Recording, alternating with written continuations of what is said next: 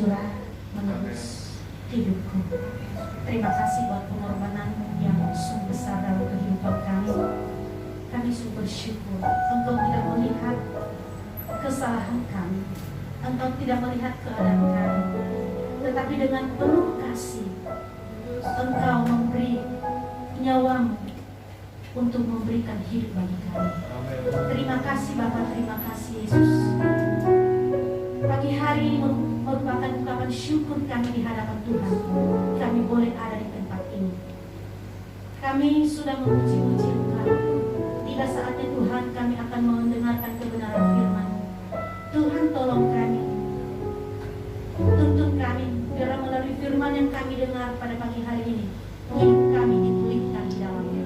Terima kasih Bapa, terima kasih Engkau berkati hamba-Mu yang akan menyampaikan isi hati-Mu, sehingga hamba-Mu hanya menyampaikan isi hati Tuhan saja.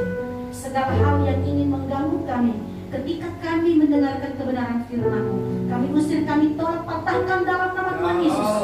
Kuasa Roh Kudus Tuhan yang memagari ibadah ini, pemberitaan firman ini, sehingga firman yang kami dengar boleh tertanam dan kami boleh lakukan dalam hidup kami. Terima kasih. Inilah pemberitaan firman-Mu dari awal hingga akhirnya. Kami serahkan ke dalam tangan pengasihan Tuhan. Dalam nama Tuhan Yesus kami berdoa dan bersyukur. Haleluya. Semua yang percaya katakan amin. Haleluya. Tuhan Tuhan, saya persilakan dulu kembali. Shalom. Shalom. Puji Tuhan. Hari ini hari Minggu. Kemarin hari Sabtu. Ya, kemarin ada jemaat Tuhan yang sudah diteguhkan imannya kepada Tuhan. Selamat kepada jemaat Tuhan yang sudah mengambil keputusan yang benar. Ya, mari kita jalani dengan penuh sukacita di hadapan Tuhan. Jangan kendor, ya. Semangat terus. Baik. Hari ini adalah tanggal 10 bulan 10 Oktober 2021. Tanggal cantik. Iya, memang setiap saya khotbah selalu tanggal cantik. Selamat ulang tahun bagi jemaat Tuhan yang berulang tahun hari ini. Tuhan Yesus memberkati. Biarlah berkat Tuhan melimpah-limpah dalam kehidupan keluarga, usaha dan pribadi. Tuhan memberkati. Dan selamat beribadah juga kepada jemaat Tuhan yang sudah hadir pada pagi hari ini. Bahkan jemaat Tuhan yang mengikuti ibadah ini secara online. Mari kita ikuti pemberitaan firman ini dengan seksama. Baik Bapak Ibu Saudara yang terkasih, tema kita dalam bulan ini adalah semangat dalam kebersamaan, yang terambil dari Roma 12 ayat 11. Biarlah rohmu menyala-nyala, layanilah Tuhan.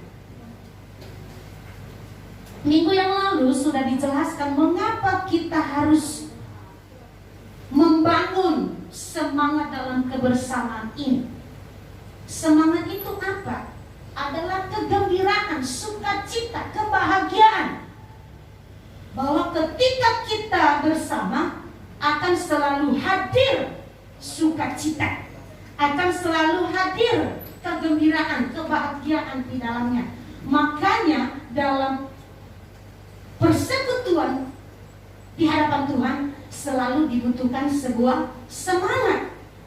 Bahwa tanpa semangat ya semuanya akan loyo. Itu persekutuan itu tidak akan hidup kalau tidak ada semangat. Tetapi kalau semangat, maka persekutuan itu akan hidup. Semangat satu sama yang lain, ya. Tidak cemberut satu sama lain, tetapi semangat senyumnya lebar. Senyum lebar kalau kita bersemangat. Coba kalau kita tidak bersemangat, senyum pun susah. Senyum susah kalau tidak ada semangat.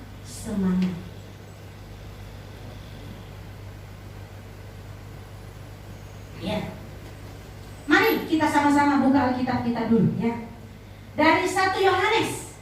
1 Yohanes pasal 4 ayatnya yang ke-7 dan ke-8. 1 Yohanes pasalnya yang ke-4 ayatnya yang ke-7 dan ke-8. 1 Yohanes pasal 4 ayat 7 dan 8. Sudah dapat semua? 1 Yohanes, biasanya kalau Alkitab elektronik cepat langsung ada. 1 Yohanes pasal 4 ayat 7 sampai ayatnya yang ke-8. Mari kita baca secara bersama-sama. 3, mulai. Allah adalah kasih. Saudara-saudaraku yang terkasih, marilah kita saling mengasihi, sebab kasih itu berasal dari Allah. Dan setiap orang yang mengasihi lahir dari Allah dan mengenal Allah. Barang siapa tidak mengasihi, ia tidak mengenal Allah, sebab Allah adalah kasih. Kan ada lagu, Allah itu kasih. Ya, jadi mengapa kita harus hidup bersama? Ya, mungkin ini satu pertanyaan bagi kita. Mengapa sih kita harus hidup bersama? Kenapa nggak hidup sendiri aja? Pada awal penciptaan, Tuhan menciptakan manusia pertama adalah Adam. Tetapi Tuhan melihat semuanya itu baik. Baik semua yang dia ciptakan. Tetapi ketika Tuhan melihat Adam, oh dia sendirian, nggak ada temannya, nggak ada teman curhatnya, nggak ada teman ngobrolnya. Makanya Tuhan menciptakan Hawa sebagai teman hidupnya, supaya dia bisa ngobrol, supaya dia bisa curhat. Kalau sendiri dia mau curhat sama siapa? Makanya Tuhan kita itu Tuhan yang sungguh luar biasa. Dia tahu apa yang kita butuhkan. Dia tahu apa yang kita perlukan.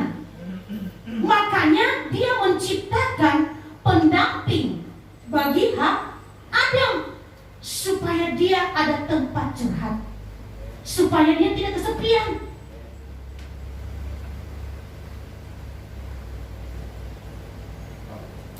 Dia tidak dibiarkan sendiri, tetapi harus ada teman hidup. Karena kita ini makhluk sosial, membutuhkan orang lain. Kalau kita sakit, siapa yang tolongin?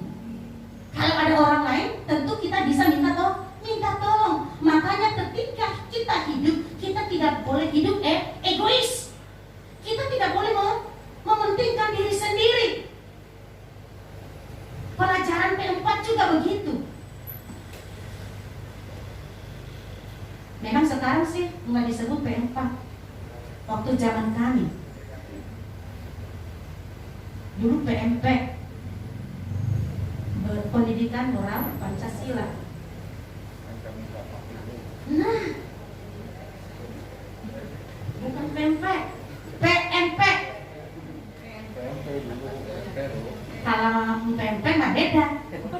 PMP Palembang enak. Ya, jadi seperti itu. Kita ini makhluk sosial. Kita membutuhkan orang lain. Makanya Tuhan menciptakan manusia supaya dia bisa berinteraksi satu dengan yang lain. Kalau kita tidak pernah berinteraksi dengan yang lain, maka kita menjadi orang yang minder, menjadi seorang pemalu. Malu tampil di mana-mana, mau keluar rumah malu, mau ke mall malu, nanti dilihatin. Mau nyanyi malu, kenapa malu? Nanti aku dilihatin. Ya memang harus dilihat. Pakai helm. Memang harus dilihat.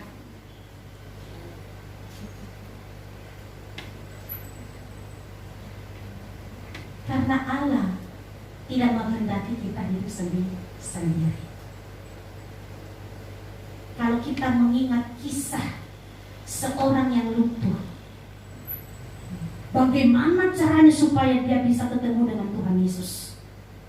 Karena dia punya teman, dia punya sahabat-sahabat, Akhirnya teman-temannya inilah yang menolong dia sampai atapnya dibuka dan diturunkan sampai di hadapan Tuhan Yesus. Kenapa bisa itu terjadi? Karena dia punya hubungan sosial yang baik.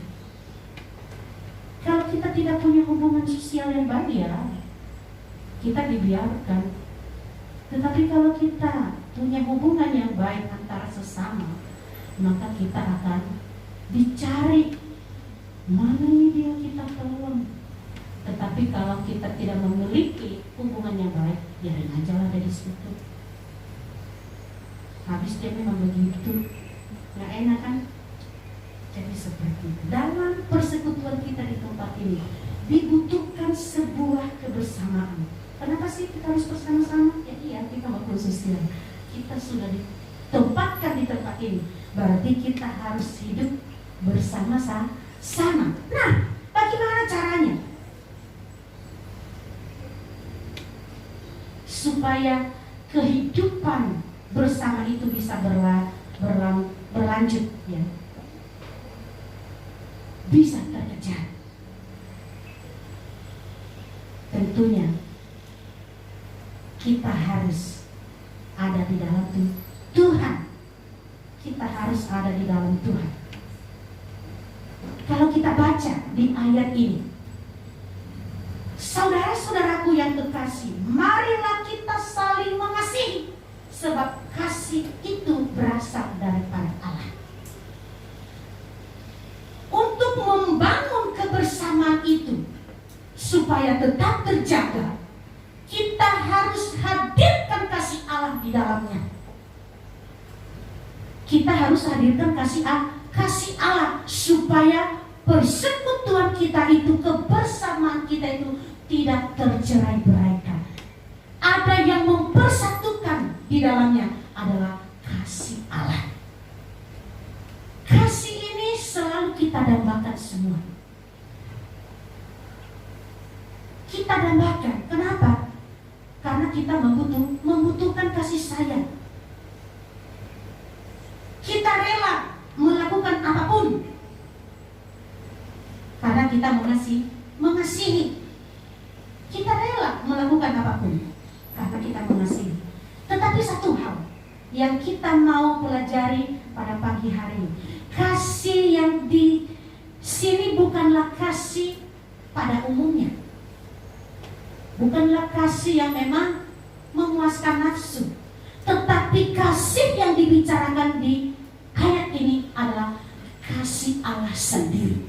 Kasih yang tidak pernah memperhitungkan apapun, sampai nyawanya diberikan bagi kita untuk mengasihi saya dan Bapak Ibu semua. Kita harus tanamkan, kita harus hadirkan kasih Allah di dalam persekutuan, di dalam kebersamaan kita di tempat ini. Kalau kita hadirkan kasih Allah dalam persekutuan kita di tempat ini, dalam komunitas kita di tempat ini, maka perpecahan tidak akan terjadi. Apapun yang kita lakukan, kita akan lakukan secara bersama-sama, tidak berjalan sendiri. Pak Gembala ya Pak Gembala, Ibu Amel ya Ibu Amel, jemaat ya jemaat, melakukan pekerjaannya sendiri. Tetapi kita lakukan secara bersama-sama, saling berkoordinasi satu dengan yang lain, sehingga tidak ada saling mendahului, tetapi melakukannya secara bersama-sama. Kalau kita ingat pepatah yang mengatakan saya baca aja ya supaya sama salah. Berat sama dipikul, ringan sama dijinjing. Ya. Bahwa segala sesuatu yang kita lakukan, kalau kita lakukan secara bersama-sama akan terasa ringan. Tetapi kalau kita berjalan sendiri ya berat. Coba kalau saya angkat mimbar ini sendiri, memang bisa sih tergeser karena saya geser, saya dorong. Tetapi akan terasa ringan, cepat sampai ke sana ketika Ada ibu-ibu yang paling cantik membantu sehingga tidak sampai 5 menit sudah sampai di pojok sana.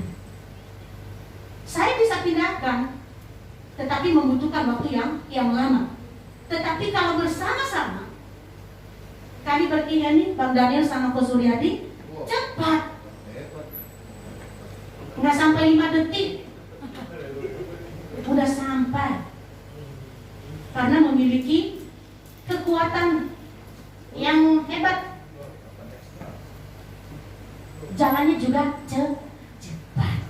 Makanya kita harus hidup selalu bersama. Ketika Tuhan Yesus juga mengutus murid-muridnya untuk menyampaikan kabar baik, Tuhan Yesus tidak mengutus sendiri-sendiri, tetapi berdua.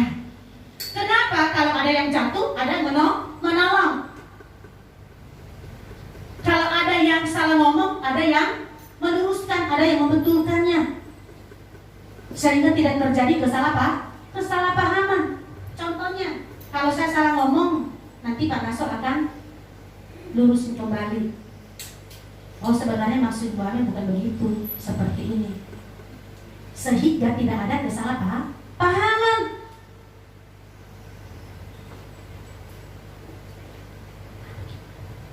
Kita harus selalu hadirkan kasih Allah di dalamnya. Tanpa kasih Allah dalam persekutuan kita di tempat ini, semuanya akan terasa hamba. Tidak ada rasa, tetapi akan berasa ketika ada kasih. Makanya kita sebagai anak-anak Tuhan di tempat ini, mari kita terus hadirkan kasih Allah di tengah-tengah kebersamaan kita di tempat ini. Amin. Terima kasih buat jemaat Tuhan yang terus semangat dalam memberi gerakan seribu. Tuhan memberkati. Makanya pagi-pagi hari Minggu saya senang banget. Saya bangun 3:30. Kenapa? Karena saya menerima uang gerakan 1000 dari jemaat Tuhan.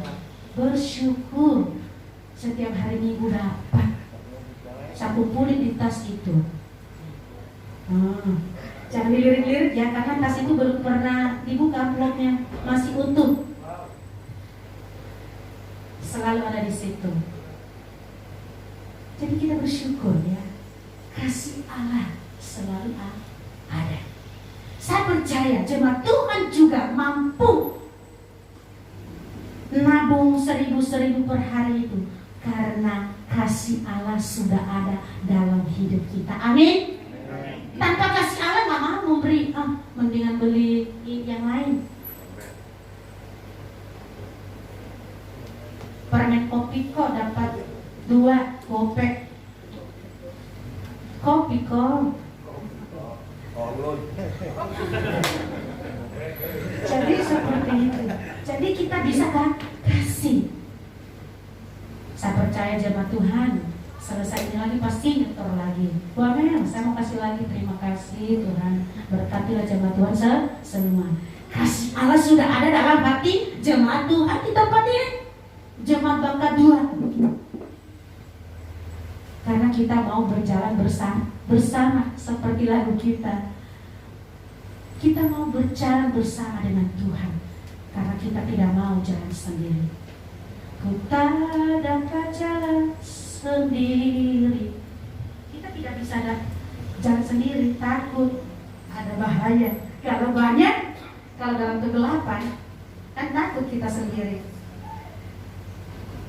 Tetapi kalau rame-rame, tidak terasa.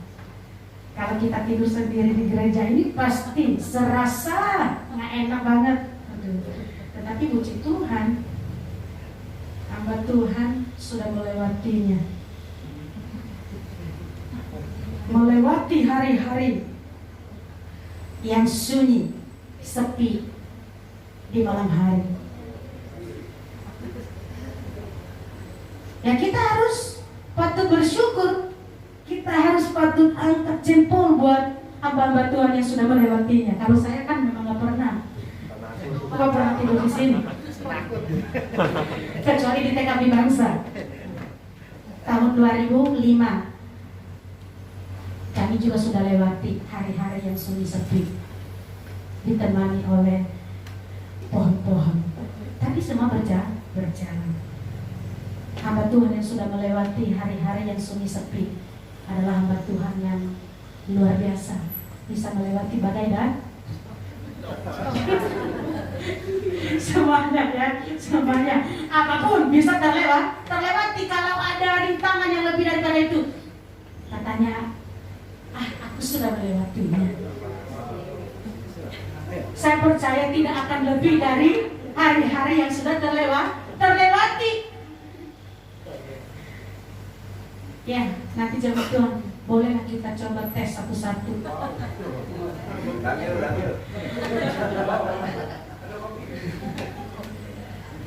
Ya itu. Kita percaya bahwa penyertaan Tuhan akan selalu nyata dalam hidup kita. Jadi, kalau kita mau kebersamaan kita di tempat ini selalu terjaga dengan baik, marilah kita hadirkan kasih Allah di dalamnya. Harus ada kasih Tuhan di dalamnya. Kalau kita baca di ayat yang ke-8, barang siapa tidak mengasihi, ia tidak mengenal Allah, sebab Allah adalah kasih. Kita harus saling mengasihi satu dengan yang lainnya. Ya, kalau kita baca di ayat selanjutnya, kalau dia berkata dia mengasihi saudaranya, mengasihi Tuhan, tetapi saudara yang kelihatan tidak dikasihi, sama aja bohong. Itu adalah dusta. Bagaimana mungkin dia mengasihi yang tidak kelihatan? Yang tidak kelihatan, yang kelihatan aja tidak dikasihi. Ya, jadi kita harus saling mengasihi satu sama lain. Amin. Amin. Kurang semangat angka 10 ini, padahal Shopee sudah bikin banyak ini. Iya, promosi si Shopee, diskon gede-gedean 10-10. Tapi kita belum 10-10, kita udah cium. Apa kabar? Puji Tuhan, luar biasa. Kabar baik. Yes. Wanita kabar baik? Sabar melayani. Yes. Pria kabar baik? Sabtu dalam kasih. Yes. Pemuda kabar baik? Bertumbuh. Yes. Ya ampun, ini memang anak muda belum makan, jadi kelihatan sekali. Yesnya aja lemas. Dan kita sudah punya yel sendiri, kita sudah punya slogan masing-masing. Mari melalui ini kita tanamkan dan kita lakukan. Bukan hanya sekedar kita ucapkan, tetapi memang kita lakukan. Satu dalam kasih. Pemuda mau berkarya, mau bertumbuh.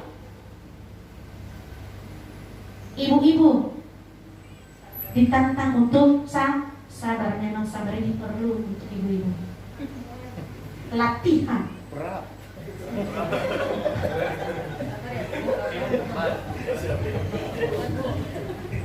Berat memang sabar ini. Butuh waktu, butuh latihan yang ekstra untuk sabar. Kenapa cocok sabar ini untuk ibu-ibu? Karena memang kesabaran ibu-ibu selalu teruji setiap saat. Ya, teruji oleh setiap saat. Jadi jemaat Tuhan di tempat ini, setiap yel-yel kita di tempat ini, marilah kita lakukan dengan sungguh-sungguh. Kita mau bersatu, kita mau membangun kebersamaan kita di tempat ini. Kebersamaan akan terbangun jikalau ada kasih Allah di dalamnya. Amin untuk firman Tuhan. Mari kita nyanyikan satu pujian, kasih Allah kusum.